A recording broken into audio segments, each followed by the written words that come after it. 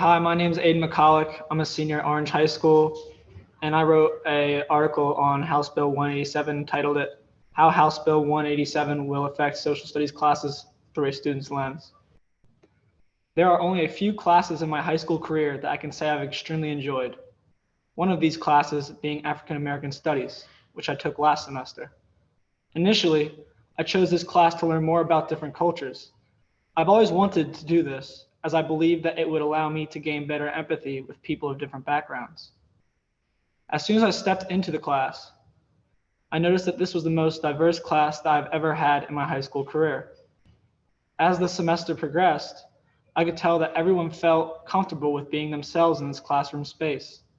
And no matter who you were or how you looked, everyone treated you with the respect that every human being deserves. We had meaningful conversations about racism and other real-world problems where multiple points of view were shared by students with completely different backgrounds. I took a lot away from this class, as the classroom discussions were immensely thought-provoking. Recently, Republicans have proposed House Bill 187, which would eliminate history topics uncomfortable, such as discussions of racism and sexism. Bill 187 seems as though it could affect some of the elements that made my African American Studies class so enjoyable. I understand that House Bill 187's short title is Equality in Education, but I believe that the bill actually provides students with the opposite of that. When I think of equality in education for all students, I think of us learning about the good and ugly parts of history. Take slavery, for example. This is a very ugly part of history, but it is crucial to learn as this material can lead you to better understanding systemic racism. None of my other classes taught me why slavery actually occurred, why only people of color were slaves. I was unaware of how slave masters used racial identity to selfishly benefit off of minorities and leave them with nothing in return. But when I was brought all this new knowledge, I gained a thorough understanding of why these past events occurred and also why there's this racial inequity in the present day. Bill 187 would eliminate the teaching of these materials, the same materials that all students should have equal right to being educated on.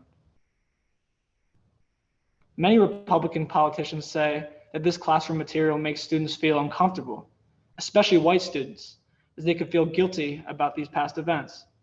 As a white student, I have never personally felt any of these feelings when discussing racism in class. It is important to note that learning this history will make us overall better and more informed human beings. Learning this information can lead us to understanding the deeply rooted problems that exist in the world around us.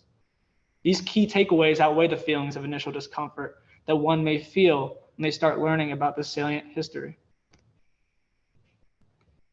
If this bill is passed, I would be worried that students would not get the full story of racism. Students would go through these classes unaware of this important information, as Bill 187 would slip it under the rug. In her nationwide campaign to illuminate the injustice of American lynchings in the South, Ida B. Wells once said, "The way to right wrongs is to turn the light of truth upon them." As a society, being aware of these harsh and unfair realities is how we can do away with the lingering racial problems in our world. Learning these things in an open and inviting classroom is something I can say that I've extremely been happy to experience. Learning about these things in an open and inviting classroom is something I can say that I've been truly happy to experience. I have gained new friends, and I have had many meaningful interactions with classmates. Bill 187 insinuates that the exact opposite of this is occurring in regular world and American history classes.